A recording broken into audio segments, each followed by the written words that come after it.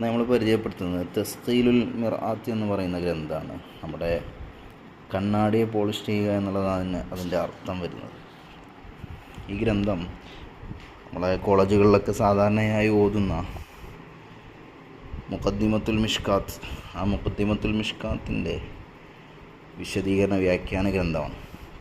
നമുക്കെല്ലാവർക്കും അറിയുന്നത് പോലെ മുഖദ്ദിമത്തുൽ മിഷ്കാത്ത് എന്ന് പറയുന്ന സ്വന്തം ഒരു കിതാബല്ല, മറിച്ച് അത് മിഷ്കാത്തുൽ മസാബീഹിൻ്റെ വ്യാഖ്യാന ഗ്രന്ഥമായ ലമാത്തു തൻഖീഹ് എന്ന് പറയുന്ന അബ്ദുൽ ഹഖ് ദഹ്ലവി തങ്ങളുടെ കിതാബിൻ്റെ ആമുഖ ഭാഗമാണ് മുഖദ്ദിമത്തുൽ മിഷ്കാത്ത് എന്ന് പറഞ്ഞ് നമ്മൾ ഓതാറുള്ളത്. അങ്ങനെയാണ്. അപ്പോൾ അത് 10 വാള്യം വരുന്നുണ്ട്. ലമാത്ത് നല്ലൊരു വ്യാഖ്യാന ഗ്രന്ഥമാണ് മിഷ്കാത്തുൽ മസാബീഹ്.